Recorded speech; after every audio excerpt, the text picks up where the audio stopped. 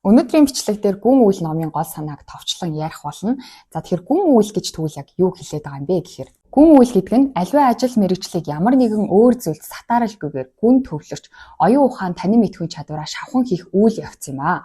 Гүн үйл хийхдээ та оюун ухаан ур чадвараа бүрэнд ажиллах ёстой байдаг. Сэтгэл зүй болон мэдрэлийн системийн салбарт хийгдсэн судалгаа шинжилгээгээр гүн үйл хийхэд үүсдэг оюуны ачаалал нь эргээд ур чадварыг хөгжүүлдэг болох нь батлагдсан байдаг. Тиймээс та өөрийн салбартаа онцгойрохыг хүсвэл гүн үйлийг зайлшгүй хийх шаардлагатай. Тэгэхээр энгийн үгээр тайлбарлах юм бол гүн үйл гэдэг маань ерөөсөө нэг хийж байгаа зүйлдээ бүхэл анхаарлаа төвлөрүүлээд бүрэн төвлөрөх үйл явцыг гүн үйл гэдэг юм байна. Гэхдээ гүн үйл хийхэд мэдээж оюуны ачаалал маш их шаарддаг. Нэг зүйлд анхаарлаа төвлөрүүлнэ гэдэг чинь тархи маань бол нэлээх ядрааж байгаа гэсэн үг шүү дээ. Гэхдээ ингэж ядрааж өөрөө гүн төвлөрч хийх нь буцаад эргээд тархины маань булчин сайжруулж яадаг. За тэгснээрээ гүн төвлөрч чадахгүй болчихсон бидний энэ нийгэмд бол хэрвээ та гүн төвлөрч сурах юм бол өөрийнхөө салбартаа онцгойрох бүрэн боломжтой гинэ. Бидний одоо энэ амьдарч байгаа орчин үеийн нийгэмд чинь биднийг маш их сатааруулдаг шүү дээ, тий. За судалгааг харах юм бол одоо энгийн офисын ажилтан бол 2 минут тутамд сатаарч идэг. 2 минут тутамд утсан дуурах ч юм уу, мессеж ирэх ч юм уу, эсвэл хажуудлынх нь хүн өөрөөс нь яриа өгөх ч юм уу, гэх мэтчлэнгээр 2 минут тутамд сатаарч байдаг. Тэгтэл бидний тарих бол нэг удаа хийж байгаа юмнасаа анхаарал маань сарних юм бол буцаад анхаарал маань төвлөрөхийн тулд 23 минутыг зарцуулж идэг. Өөрөөр хэлэх юм бол өнөөдрийн бидний энгийн оффист ажиллаж байгаа ажилчдаас олигтой үр дүн ажлын бүтээмж гарах боломжгүй гэсэн үг. Яг л тэр хүмүүс биднэртэй адилхан энгийн тарихтай л юм болвол энэ бидний энгийн тарих бол 2 минут тутамд нэг удаа сатаарад тэгснээ буцаад ажилдаа төвлөрөхийн тулд 23 минутыг зарцуулдаг байтал төвлөрөх боломжийг олохгүй 2 минут тутамд нь сатааруулах юм бол тэр хүний гараас олигтой зүйл гарах боломжгүй гэсэн. Тийм учраас энэ гүн үлийн номын зохиолч маань хэрвээ та өнөөдрийн энэ ном дээр ярьж байгаа гүн үлийг буюу нэг зүйлдээ анхаарлаа төвлөрүүлэх зүйлийг хэрвээ та сурчих юм бол өнөөдрийн энэ орчин үеийн нийгэмд та өөрийнхөө салбартаа онцгойрох боломж. Яагадгүй таны салбарын хүмүүс төвлөрч чадхаа болчихсон. Бидний тарих харин төвлөрсөн үедээ л жинхэнэ онцгой бусдаас илүү үр бүтээмжийг гаргадаг. Тэгэхээр та өөрөө гүн үлийг эзэмшчих юм бол салбартаа онцгойрох боломжтой гэсэн байна. Тэгээ гүн үйл ном маань болохоор 2 бүлэгтэй, тэргүүн дэвтэр, дэд дэвтэр гэсэн 2 бүлэгтэй. Тэргүүн дэвтэртэй болохоор энэ гүн үлийн ач холбогдлын тухай ярьдаг. Ерөөсөө одоо орчин үеийн бидний нийгэм бол угаасаа ингэж төвлөрч чадхаа болчихсон. Гэхдээ заавал төвлөрөхгүй бол биднээс олигтой үр дүн гарахгүй гэх мэтчлэнгээр саяны ярьсан ерөнхийдөө онлын тухай зүйл ярьдаг. За гэхдээ энэ тэргүүн дэвтэр дээр нь бол нэг гол зүйлийг хэлж өгдөг нь хэрвээ та энэ гүн үйл буюу төвлөрөх зүйлийг сурснараа 2 чадварыг эзэмших боломжтой юм гинэ. За нэгдүгээр чадвар нь болохоор нарийн ур чадварыг богино хугацаанд эзэмших боломжтой. Хэр баргийн дундаж төвчний хүмүүсийн хийж чаддаггүй тэр нарийн ур чадварыг богино хугацаанд эзэмших боломжтой. Хоёр дахь нь болохоор өндөр гүйцэтгэлтэйгээр. Яг адилхан зүйлийг хийсэн ч гэсэн маш өндөр түвшний гүйцэтгэлтэйгээр хийх боломжтой болно. Та гүн үлийг сурснараа энэ 2 ур чадварыг эзэмших боломжтой гэж номын зохиолч маань тэргүүн дэвтэртээ баттгаж хэлсэн байна. Хоёрдугаар дэд дэвтэр дээр болохоор энэ гүн үлийг тэгвэл бид нэр өөрсдөө эзэмшихийн тулд яах ёстой юм бэ? За жишээ нь түрүүн офис дээр бол бид нэр 2 минут тутамд бидний анхаарлыг сарниулах зүйл тохиолддог гэсэн шүү дээ, тий. Тэгвэл бид нэр ийм нийгэм дотор бид нэр анхаарлаа төвлөрүүлж гүн төвлөрч сурахын тулд яах ёстой юм бэ гэсэн 4 дүрмийг танилцуулдаг байгаа. Тэр өнөөдрийн бичлэг дээр бол энэ 4 дүрмийг бол дэлгэрэнгүй ярих болно. За нэгдүгээр дүрм бол гүн үйл гэсэн гарчигтай. Ер нь гүн үйл хийхийн тулд бид нэр бэлтгэл ажиллаа хийх тухай гардаг. За нэгдүгээр дүрмэн дээр бол хамгийн түрүүнд гардаг зүйл нь болохоор бидний сэтгэлийн хат гэж зүйл гардаг. Сэтгэлийн хат гэдэг чинь бол төвчээр штэ тий. Одоо хүсэж байсан ч гэсэн үгүй гэж хэлэх бол сэтгэлийн хат тий. Одоо хоолны бэлэн барьж байгаа хүмүүс бол зарим харсан ч гэсэн тэрийг идэхгүй байна гэдэг чинь өөрөө сэтгэлийн хат штэ тий. Тэгтэл энэ сэтгэлийн хат гэдэг зүйл маань өөрөө утасны батарей шиг хэмжээ хязгаартай байд юм байна. Одоо жишээ нь та өглөө босоод зарим гэдгүү гэлсэн чинь заримгт үгүйгээ хэлчлээ гэдэг чинь таны сэтгэлийн хат баг зэрэгээр ашиглагдсан гэсэн үг тий. Тэгэл байжсэн чинь нэг найз чинь залгаад таныг уулзах уу гэлсэн чинь бас дахиад уулзахгүй гэл хэлэн гих мэтчлэнгээр ингээд хүсэжсэн ч гэсэн тэр хүсэж байгаа зүйлдээ үгүй гэж хэлэх тусам таны сэтгэлийн хат чинь багасч идэм юм байна.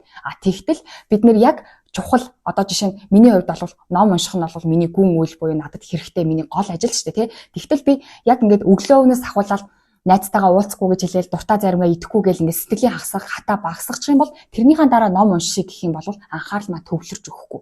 Тэгээ анхаарлаа төвлөрөхгүй байсан ч гэсэн би хичээгээд анхаарлаа төвлөрүүлье гэсэн чи төвлөрөхгүй. Яагадгүй сэтгэлийн хат гэдэг бол яг хэмжээ хязгаартай зүйл тэрийг ашиглах тусам багасч идэг. Ашиглах тусам багасчлаа гэдэг чинь тэр багассан байхад нь ямар нэгэн өрх ч юм уу таны анхаарлыг сарниулах зүйл орж ирэх юм бол та тэрнээс хойш үгүй гэлж хэлэх чадваргүй болно.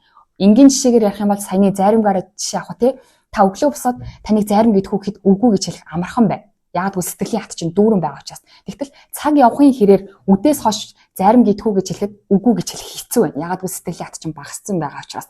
Тийм учраас та гүн үйлийг хэрэгжүүлж эхлэхийн тулд хамгийн түрүүнд сэтгэлийн хат гэдэг зүйл маань хэмжээ хязгаартай учраас аль болохоор таныг сатааруулах зүйлсээс зугтах хэрэгтэй. Аль болохоор хэрвээ та хоолны дэглэм барьж байгаа бол заримгийг нүднээсээ холбоох хэрэгтэй. Хин нэг хүн танд заримг идэхүү гэж санал болгохгүй байхаар тэр хүмүүстэй би хоолны дэглэм барьж байгаа шүү гэдгийг хэлэх ёстой. Тэгэхээр та гүн үйлийг хийхийн тулд хамгийн түрүүд сэтгэлийн хат маань хязгаартай учраас би сэтгэлийн хатаараа үгүй гинэ. Би бол маш сэтгэлийн хаттай хүн учраас би зүгээр татгалзаа явчихна гэж өөртөө найдах хэрэггүй. Тэр чинь хэмжээ хязгаартай зүйл учраас эхлээд таныг сатааруулах зүйлсүүдээс зугтах хэрэгтэй юм байна. Тэгэхээр энийг хэрэгжүүлэх болохоор дөрвөн арга байгаа. Нэгдүгээр арга нь болохоор зожиг арга гэсэн арга байгаа. Зожиг арга гэдэг нь ер нь бол өөрийгөө бусдаас тусгаарлана гэсэн үг. Бүр одоо энэ дээр бол дээр үеийн сэтгэл зүйч алдартай эрдэмтэд судлаачид болохоор ерөөсөл өөрсдөө нэг юм тусгай ой модон дунд ч юм уу нэг тусдаа өөртөө зориулаад нэг байшин барьцдаг. Тэр байшин дотроо өөрийгөө дотроос нь төгжээл анхаарлаа төвлөрүүлээд суудаг энэ аргыг болохоор зожиг арга гэдэг юм байлээ. Гэхдээ яг орчин үеийн бид нар бол хэрэгжүүлэхэд жоохон хэцүү. Хүн болгон өөртөө зориулаад тусдаа байшин бариад тэндээ ороод суух боломжгүй шүү дээ, тий. Тэгээ эхний арга нь бол хэрэв боломжтой хүмүүс хэрэгжүүлэх юм бол маш өөр хөдөлтэй зожиг арга. За хоёр дахь нь болохоор холимог арга гэж байгаа. Энэ холимог арга гэдэг болохоор тодорхой цаг хугацааг тусгаарлан гэсэн. Хэсэг хугацаанд төвлөрөөд за хэсэг хугацаанд бол ажилдаа орох юм холимог арга байгаа. За гурав дахь арга нь болохоор хэмнэл бий болгох арга буюу өглөөдөө. Одоо энэ бол яг орчин үеийн биднэрт бол бас нэлээд тохирох арга юм шиг байгаа нэ. Өглөөний одоо жишээ нь 24 цагийнхаа аль нэг цагийг сонгоод авчиж болж байна. Эхний зожиг арга бол бүр өөрийгөө тусгаарлаад бүр явах арга байсан шүү дээ, тий. Хоёр дахь арга нь бол хэсэг хугацааг 7 хоногийг ч юм уу сарыг байжсэн. Харин гурав дахь энэ хэмнэл бий болгох арга гэдэг нь болохоор та өглөөний цагийг ч юм уу, оройны цагийг ч юм уу, өдрийн цагийг ч юм уу тодорхой нэг цагийг өөрийнхөө өдөр дундаасаа тодорхой нэг цагийг тусгаарлаж гүн үйлдэл зориулна гэсэн үг. За дөрөв дэх арга нь болохоор сэтгүүл зүйн арга гэдэг. Энэ арга нь болохоор ер нь юу юм бэлээ? Цаг хугацаа гарах болгонд, зав гарах болгонд төвлөрнө гэсэн арга. Одоо бусд нь эхний 3 арга бол өөрөөсөө яг зориулаад цаг гаргаад байна шүү дээ, тий. Харин сэтгүүл зүйн арга гэдэг нь болохоор зүгээр л ямар нэгэн цаг гарах болгонд гүн үйлдэл төвлөрүүл ажилдаа төвлөрнө гэсэн үг. Гэхдээ энэ бол нэлээд ажилдаа гарсан хүмүүсийн хийх боломжтой арга гэж хэлээ. Яагаад тэгэхээр одоо жишээ нь номоор жишээ авах юм бол ном унших нь бүр өөрхөн зуршил болсон. Энэндээ ингээд номоо барих юм бол анхаарал нь төвлөрөөд сурчсан тийм хүмүүсийн хэрэглэх боломжтой арга гэсэн мэлээ. Тэгэхээр та өөрөө таны хувьд гол гүн үйл чинь юу вэ? Яг таны одоо хөгжил дэвшилт ажилд чинь гол үүрэг гүйцэтгэдэг таны тэр ажил чинь юу вэ? Тэр үйлдэл нь юу вэ? Тэр үйлдэлээ та бүр өөрөө гарччихсан аль хэзээний тэрийг хийгээ сурчсан байх юм бол дөрөв дэх арга буюу цаг гарах тоолонд хэрэгжүүлэх энэ аргыг хэрэгжүүлэх боломжтой гэсэн. За тэгэхээр яаж хэрэгжүүлэх вэ гэдгийг бол одоо үргэлжлүүлээд ярина. Гол нь эхний энэ дөрвөн аргаас танд яг аль нь тохиромжтой байна вэ гэдгийг эхлээд та сонгоод үзээрэй. Үүнийхээ дараа энийг зуршил болгохын тулд яах ёстой вэ гэхээр энэ зүйлээ тэгвэл би хаана хийх юм бэ? Газраа сонгох хэрэгтэй. За ер нь бол бидний тархичин одоо жишээ нь энэ буудан дээр суухаараа би хэрэв унтдаг байх юм бол суухал юм бол шууд миний нойр хүрдэг. Тархи маань ингээд энд газар би ийм зүйл хийнэ гэж тархи маань цээжилсэн байдаг шүү дээ, тий. Тийм учраас газраа сонгохдоо аль болохоор хэрэв боломжтой бол шинэ газар сонгуул зүгээр. Одоо чинь офис дээр яг таны суудаг ширээ байгаа шүү дээ, тий. Хэрэв болж игэл та өөр нэг ширээн дээр ч юм уу суугаад гүн үлээ төвлөрөөд хийдэг байвал зүгээр. Гэрт дотроо ч гэсэн тий та аль сандал дээрээ суугаад би гүн үлээ хийх вэ гэдгээ тархинда кодолж өгвөл зүгээр. За тэгвэл яг энэнд зориулаад гүн үлдээ зориулаад бид нэр бүгдээрээ шинэ офис зохиогоод ч юм эсвэл гэртээ шинэ сандал ширээ авах боломжгүй шүү дээ, тий. Тэгэх юм бол одоо яг ингээд байгаа одоо жишээ нь энэ буудан байлаа гэхэд би энэ буудан дээрээ суугаад яг гүн төвлөрнө гэх юм бол урд нь би энэ буудан дээрээ суухдаа гүн төвлөрдгөө байсан бол тархи маань энэ буудан дээр суулаа гэд гүн төвлөрөхгүй шүү дээ, тий. Тэр тохиолдолд яах вэ гэхээр нэг шинэ бүтээлэг дэвсчиж болно. Тэр бүтээлээ дэвсээд тэрэн дээрээ суухаараа гүн төвлөрдөг. За жишээ нь эсвэл бол би одоо ном уншихдаа энэ 50-р дээрээ ном уншдаг. Тэгээд энэ 50-аараа гаргаж ирэх юм бол миний тархи маань өөрөө ном уншихад бэлтгэгддэг гэсэн үг. Тэгэхээр та ч гэсэн өөрөө нэг юм 50-р ч юм уу эсвэл ширээнийхээ бүтээлгийг солих ч юм уу, тий. Яг энэ дээр суухаараа би цаашдаа ажиллаа хийн, илүү их төвлөрнө. Энэ дээр суухдаа би уцаар ярихгүй, юм идэхгүй зөвхөн ажиллаа хийнэ гэж тархиндаа хэлээд өгвөл зүгээр. Тэгэхээр зуршил бий болгохын тулд хамгийн түрүүнд хаана буюу тэр газараа өөрөө тархиндаа кодлож өгөх ёстой. Тэр нь заавал шинэ газар байх албагүй ч гэсэн заавал нэг шинэ зүйлийг тавих хэрэгтэй. Жишээ нь шинэ бал байсан ч болно. Энэ балыг барьсан тохиолдолд би зөвхөн бүрэн ажилдаа төвлөрнө. Тэгэхээр дараа нь та өөрөө хичээлгүйгээр тэр балаа барихад таны тархичин төвлөрч сурна гэсэн үг. За хоёр дахь нь гүн төвлөрдөг энэ зуршилтай болохын тулд хоёрт болохоор хугацааг жоохон богинохон байлгах хэрэгтэй. Энгийн үеэс арай богинохон. За жишээ нь та 100 хуудас номыг одоо 60 минутын дотор уншдаг байлаа гэж бодох юм бол гүн үйл хийхээр та суухдаа 50 минутын дотор би 100 хуудас уншина гэсэн зорилго тавиад сэрүүлэг тавих хэрэгтэй. Тэгхийн бол анхаарал чинь бас бүрэн төвлөрнө. Ягаад тэгэхээр та энгийн үед хийдгээсээ арай богино хугацаанд адилхан үр дүн гаргахыг хүсэж байгаа учраас тарих маань илүү их төвлөрч өгнө гэсэн. Тэгэхээр хугацааг нь аль болохоор жоохон тавьчих юм бол та илүү төвлөрөх боломжтой гэсэн. За гурав дахь нь болохоор гүн үйл хийхээ өмнө бэлтгэлээ сайн хангах хэрэгтэй. Жишээ нь яг нэг би одоо 1 цагийн турш яг төвлөрөөд ном уншина, гүн үйлээ хийнэ гэд ботцсон байж гинт ам цангах ч юм уу эсвэл даарад ч юм уу халууцаад байх юм бол гүн төвлөрч чадахгүй. Тийм учраас гүн төвлөрөөд суухынхаа өмнө эхлээд юмнуудаа сайн бэлтгэлээ хангах хэрэгтэй байт юм байна. За дээрэс нь одоо энэ гүн үйлийг та өөрөө яг хэрэгжүүлэхийн тулд гүйцэтгэлийн сахилга бат гэсэн 4 зүйлийг ярьж илээ. Энэ гүйцэтгэлийн сахилга бат гэдэг нь болохоор нөгөө одоо бидний сайн мэдхээр өндөр бүтээмжтэй үний 7 дадал гэсэн ном байдаг шүү дээ. Тэр номын зохиолчийн гаргасан гүйцэтгэлийн 4 сахилга бат гэдэг ном байдаг. Тэр гүйцэтгэлийн сахилга бат гэсэн ном дээр гардаг зүйлийг номын зохиолч маань гүн үйлтэйгээ холбоод яаж энийг бид нэр хэрэгжүүлэх боломжтой вэ гэдэг талаар бичсэн байлээ. За энэ гүйцэтгэлийн сахилга бат дээр бол хамгийн гол хэлдэг нэгдүгээр зүйл нь бол та чухал цөөн хитэн зорилго дээрээ төвлөрөх хэрэгтэй гэдэг. Олон зорилго дээр биш цөөн хитэн зорилго дээрээ төвлөрөх хэрэгтэй. За магадгүй танаас асууя л да тий одоо 5 сар болж байна. Таны жилийн зорилго юу байсан бэ? Энэ жилийн чинь зорилго.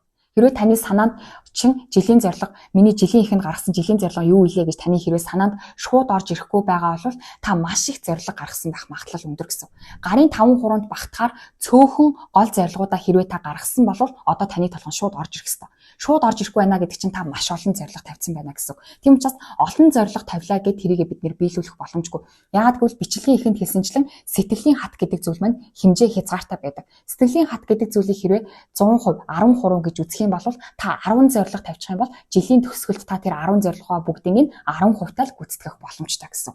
Тийм учраас бидний угаасаа сэтгэлийн хат гэдэг зүйл маань хэмжээ хязгаартай учраас олон зорилго тавиад тэр олон зорилгооныг 5-10% таа гүйцэтгэхийнхаа оронд өөрийнхөө хэмжээ хязгаартай гэдэгтээ итгээд цөөн хитэн зорилгыг эхлээд гол болгох хэрэгтэй юм гинэ. Тэгэхээр гүйцэтгэлийн нэгдүгээр зарчим нь цөөн гол чухал зорилгоодыг аль болохоор зорилгоо цөөлөх ёстой гэсэн. Яагаад гэвэл таны сэтгэлийн хат чинь хязгаартай учраас. За тэгэхээр цөөн зорилго тавина. Хоёр дахь нь болохоор зорилгоо мэдээж хэмжих хэрэгтэй шүү дээ, тий. Хэмжихэд гэхдээ толгой хэмжүүр, сүүл хэмжүүр гэж хоёр янзын хэмжүүр байдаг гинэ. Тэгээ бид нар бол ихэвчлэн сүүл хэмжүүрээр нь хэмждэг юм байна. Сүүл хэмжүүр гэдэг нь яг үр дүнгийг нь хэмжиж гин гэсэн үг. За жишээ нь сарын дараа энийг би 10 ширхгийг борлуулчихсан байна гэж сүүлийг нь яг үр дүнгийг хэмжиж гин гэсэн үг. Тэгтэл номын зохиолч маань ингээд сүүл хэмжүүрийг та гол зорилгоо болгочих юм бол яах юм бэ? За энэ балыг сарын дотор 10-ыг зарна гэсэн. Тэгээ сарын дараа би үтсэн чинь 10-ыг гэж 5-ыг л зарчих. Тэгээ яана гэж цаг хугацаа нь хэзээ дууссан шүү дээ. Ийм ингэж сүүл хэмжүүрийг гол зорилгоо болгож болтгүй юм нэ. Харин толгой хэмжүүр гэдэг нь юу вэ гэхээр энэ сүүл хэмжүүр буюу үр дүнгийн гаргах үйлдэлийг өөрхөн зорилго болгох хэрэгтэй гинэ. За жишээ нь энэ балыг би сард 10 ширхгийг зарна гэсэн ийм сүүл хэмжүүр тавьж болохгүй. Харин эсвэргээрээ толгой хэмжүүрийг тавихын тулд энэ балыг сард 10 ширхгийг зарахын тулд би юу хийх ёстой вэ? Өдөр болгон би юу хийх ёстой вэ? За магадгүй энэ балыг би авах боломжтой хүмүүслөө би уцаар залгаж миний балыг авах уу гэсэн санал тавина гэж бодъё л да тий. Тэхийн бол толгой хэмжүүр гэдэг нь энэ санал тавих үйлдэлийг би өдөрт 10 удаа хийнэ. Тэгвэл зорилгоо би энэ балыг сард 10 удаа 10 ширхгийг зарнаа биш. Өдөрт би энэ балыг зарахын тулд өдөрт би 10 дуудлага хийнэ гэсэн юм толгой хэмжүүр зорилгоо тавь гинэ. Ингэж толгой хэмжүүр зорилгоо тавьснараа миний зорилго биелэхгүй юу гэдгийг хянаад явах боломжтой.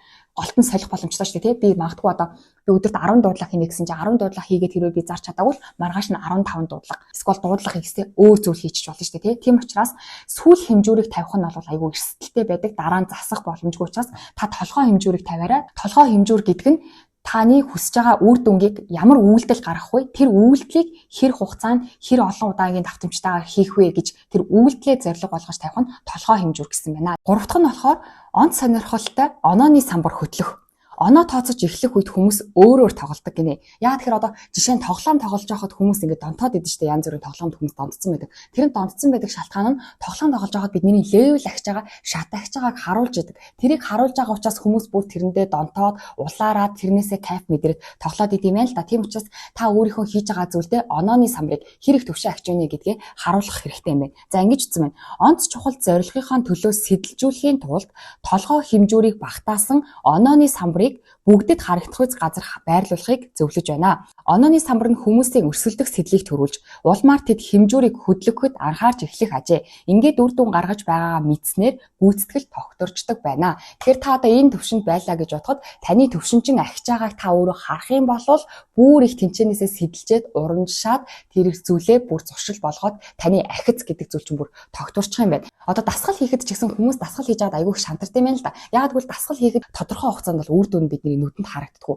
Үр дүн харагддаггүй учраас дундаас нь хаяад идэм юм. Тийм учраас одоо зарим хүмүүс бол дасгал хийж байхдаа зөвөр би 1 өдөр дасгал хийлээ, 2 өдөр дасгал хийлээ, 3 өдөр дасгал хийлээ гэдгээ тоолж тэрүүгээр өөрийгөө сэтэлжүүлдэг. За би 1 сар тасралтгүй дасгал хийжлээ шүү. Сар гарan тасралтгүй дасгал хийжлээ шүү гэх юм бол тэрнээсээ сэтэлжээд байдаг. Харин зөвхөн биеэ хараад ах юм бол биен дээр нь үр дүн гарахгүй учраас одоо шантрах магадлал өндөр байдаг. Тийм учраас гүйцэтгэлийн 3 дугаар зүйл нь болохоор сонирхолтой онооны самбар хийж өөрийнхөө ахицыг өөртөө харуулаарай гэсэн байна. За 4-р нь болохоор тогтмол хариуцлагыг бий болгох. Тогтмол хариуцлагыг бий болгоно гэхээр одоо би энэ балыг сард 10 ширхэг зарна гэсэн бол 7 хоногт би нэг 2-3 ширхэг зарах юм байна гэж үзвэл 2-3 ширхэг би яг зарсан уу гэдгээд 7 хоног болгон дүгнэн. Багаараа хийж байгаа бол баг дотроо 7 хоног болгон ярилцсан.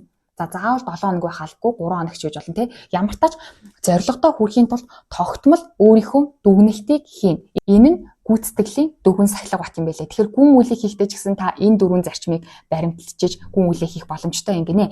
За саяны ярьсан зүйлс маань бол гүн үйлийг хийх 1-р дүрэн байла. За 2-р дүрэн бол уйдгартай байдлыг хүлээн зөвшөөрөх гинэ. Та гүн үйлийг хийж сурахын тулд уйдгартай байдлыг хүлээн зөвшөөрөх хэрэгтэй. Яг бидний орчин үеийн хүмүүс бол уйдаж чадхаа болчихсон юм байна. Уйдаж чадахгүй одоо ингээл ямар нэгэн зүгээр автобус хүлээ зогсох жоохтой ч юм уу эсвэл банкн дээр очилж жоохтой заавал утсаа оруулах ч юм уу хин нэгэн үнтэй утсаар ярих ч юм уу те ерөөсөө уйдаж чадхаа болчихсон ямар нэг юм хүлээж чадхаа болчихсон юм байна. За тэгтэл номын зохиолч маань энэ гүн үйл хийнэ нэг зүйлдээ төвлөрнө гэдэг бол бидний оюуны чадвар яг нэг ур чадвар. Тэгтэл бид нэг ингээд спортын тамирчдыг ажиглаад үзэх юм бол спортын тамирчид яг нэг дасгал хийх цагтаа байдаг шүү дээ тий. Өдөрт 2 цаг ч юм уу 3 цаг ч юм уу яг бэлтгэл хийдэг цагтаа байдаг. Гэхдээ тэгэж бэлтгэл хийх цагаасаа бусд цаг дээр ч гэсэн биеэ байн гарчилж байдаг. Биендээ массаж хийдэг ч юм уу эсвэл биендээ хэрэгтэй хоол хүнсийг хэрэглэдэг ч юм уу дасгал хийх цагаасаа гадна энгийн үедээ ч гэсэн өөрийнхөө биеийг байн тордж идэв шүү дээ тий. Өндөр зэрэглэлийн хай классын тамирчид бол тэгдэг. Тэгэхэд гүн үйл гэдэг маань бол яг тэрнтэй адилхан. Бид нар ямар нэгэн спортын тамирчидтай адилхан яг тархиныхаа булчинг дасгалжуулж өөрсдийгөө ямар нэгэн зүйлд төвлөрүүлж сургаж байгаа. Нэг ур чадварыг төвлөрөх ур чадварыг эзэмшиж байгаа. Тийм учраас яг ингээд түрүүний 2-3 цагийг ч юм уу ингээд зоогоод та гүн төвлөрж байгаа. Гэхдээ энэ гүн төвлөрөхөөсөө бусад үедээ ч гэсэн та дасгалаа хийсээр байх хэрэгтэй. Энэ дасгалаа хийн гэдэг нь юу вэ гэхээр уйд харлах юм байна. Яагаад уйдгарлах вэ гэдэг чинь гүн төвлөрнө гэдэг чинь нэг зүйл төвлөрж байгаа шүү дээ тий. Гэтэл бид нэр 2-3 цагийг зоогоод нэг зүйл төвлөрсөн ч гэсэн бусад үед нь ямар ч төвлөрөлгүй зүгээр нэг 2-3 минут банкн дээр хүлээж суухдаа ч гэсэн заавал уцаа оролдоод ч юм уу заавал нэг хүнтэй ярина гэдэг чинь ерөөсө төвлөрч чадахгүй байх гэсэн үг шүү дээ тий. Тэгэхээр энгийн үед уйдгарлана гэдэг нь та төвлөрөх дасгалыг өөрөө энгийн үед хийж гинэ гэсэн үг. За мөн дээрэс нь уйдгарлаж зүгээр одоо ингээд энгийн үед нэг зүйлдээ төвлөрч заримдаа бүр зүгээр сууж гүйрэхээс гадна бүтээмжтэй бясалгал гэдэг зүйлийг бас хэрэгжүүлэх боломжтой.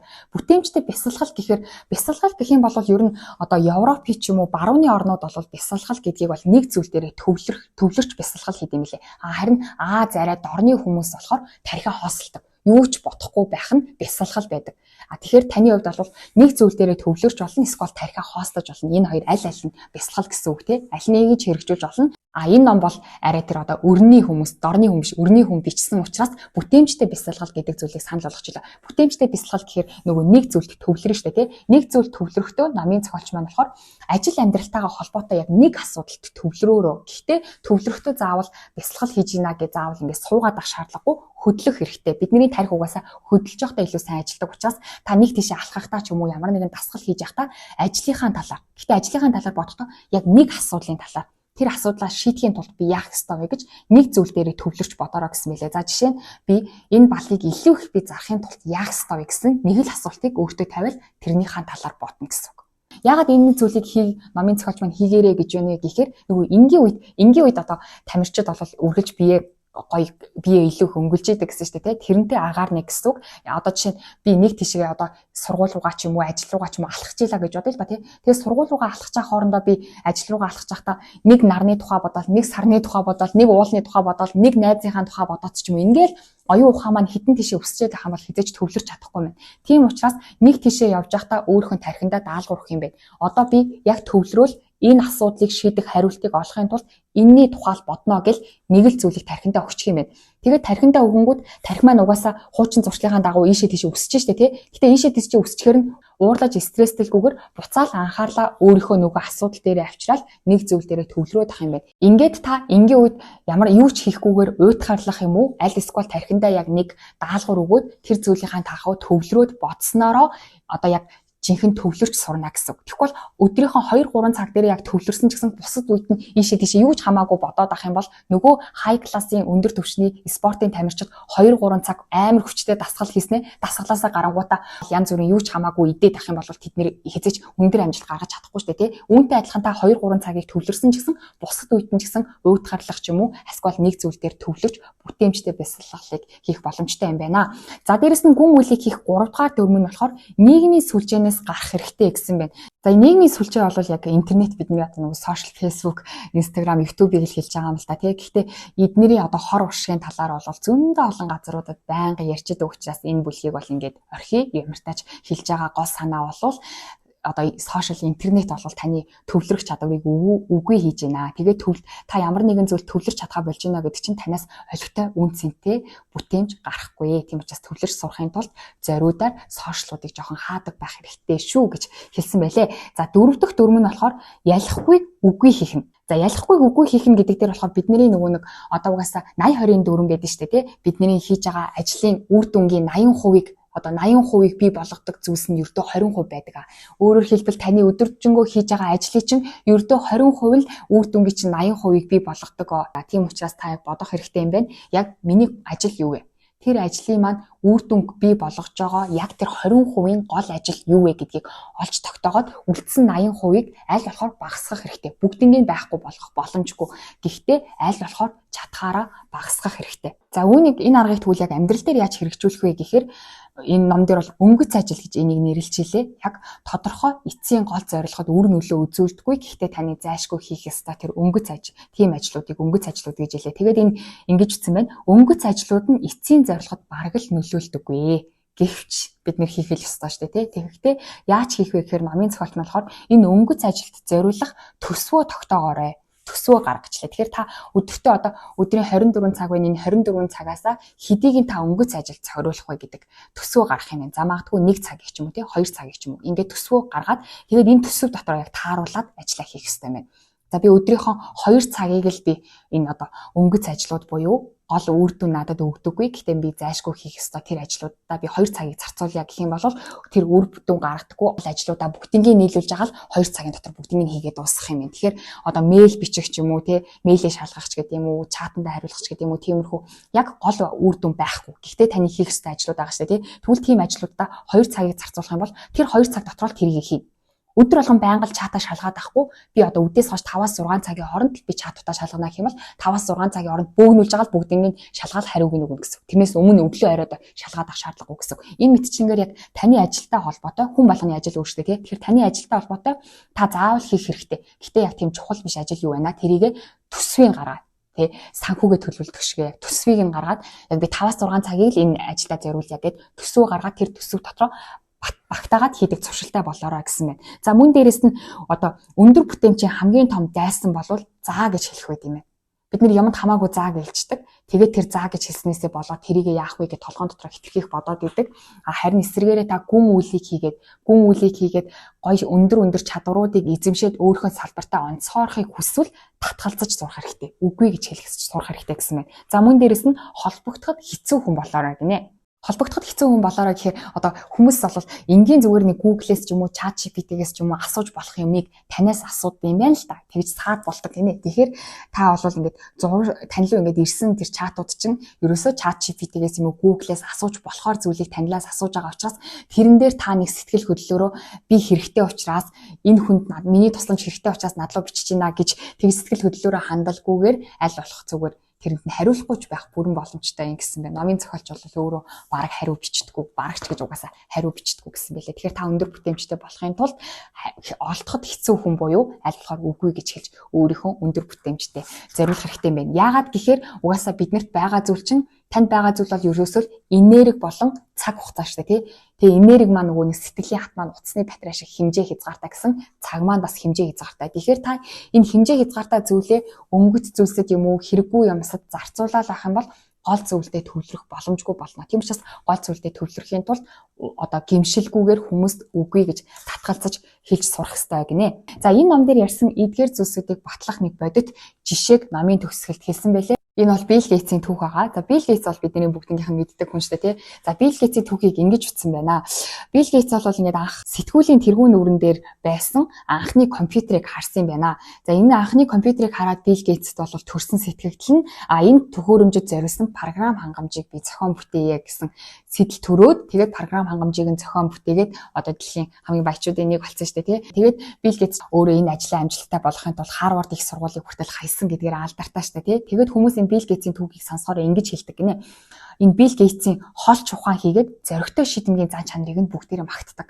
Билл Гейтс яаж ингээл энэ компьютер дэлхийд даяар ингээл түгэн гэдгийг мэдээл тэрний системийг бий болгоё гэж бодсон юм болоо. Ямар холч ухаантай юм бэ? За дээрэс нь Харвард их сургуулийг ингэж хайж маяал өөрийнхөө зорилгын төлөө яваад ямар зоригтой юм бэ гэж боддог гинэ. Тэгтэл яг жинхэнэ Билл Гейтстэй хамт ажиллаж исэн хүмүүс нь Билл Гейтсийг юу гэж дүгнэдэг вэ гэсэн чинь за Билл Гейтс бол 2 сарын хугацаанд зогсоо зайгүй код бичижсэн. Ажлынхаа ихэнх үед 2 сарын хугацаанд зогсоо зайгүй код бичижсэн. Тэрч бүхэл компьютерийнхаа гараад ирлээд унтдаг байсан. Улмаар 2 цаг дуг хийж сэрээд дахиад л үргэлжлүүлэн бичдэг. Ерөнхийдөө бол Билл Гейтс бол агуу гэмээр төвлөрч чаддаг байсан. Зүгээр нөгөө нэг холын хүмүүс бол Билл Гейтсийг дүгнэхдээ Билл Гейтс ямар ухаантай юм бэ, ямар зоригтой юм бэ гэдэг байсан бол хамт ажилладаг байсан хүмүүс нь бол Билл Гейтс бол галзуу юм шиг төвлөрч ажилладаг байсан. Билл Гейтс бол ямар нэгэн зүйлийг барьж авах юм бол тэрийгээ ерөөсөө дуусгах хүртлээр тавьдаггүй байсан. Өөрөөр хэлбэл галзуу мэд төвлөрч чаддаг байсан гэж дүгнэдэг байсан юм байна. Тэгээ номын зохиолч маань бид нар бол тэр том алдартай хүмүүсийг дүгнэхдээ зоригтой ч юм уу, атстай ч юм уу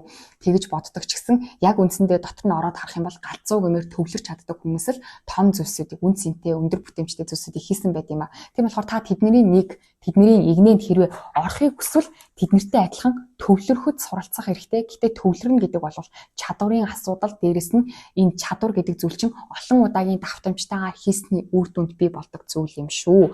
Тийм болохоор зүгээр энгийн хүмүүс шиг ямар зоригтой юм бэ, ямар атстай юм бэ гэж бодлого тэр хүмүүсийн хийдэгтэй адилхан гүн төвлөрлийг та сураарай гэж номынхоо төгсгөл хэсэгт номын зохиолч маань хэлсэн байлээ. За тэгээ өнөөдрийн бичлэг дээр танилцуулсан энэ гүн үйл бол миний хувьд бол маш их зүйлийг өглөө. Дээрэс нь энэ номыг уншиж байхдаа би өөрийнхөө ажлын төлөвлөгөөг, жилийнхаа зорилгыг ч гэсэн дахин гаргалаа. Дээрэс нь өдөр тутамдаа ер нь хэдэн цагт босоод юу хийх вэ гэдэг төлөвлөгөөнүүдээ дахин шинжилсэн буюу хувийн системээ бол дахин бүтээсэн байгаа. Тэгэхээр та ч гэсэн энэ номыг уншиж үзээд өөрийнхөө хувийн системийг гаргаарай гэж санал болгомоор байна. Гадна хавцсан юм билээ, дотор айгүй гоё ийм хавцтай. Тэгээд өнөөдрийн бичлэг дээр гүн үйл намыг танилцууллаа. Дараагийн бичлэг дээр уулзъя баяр та.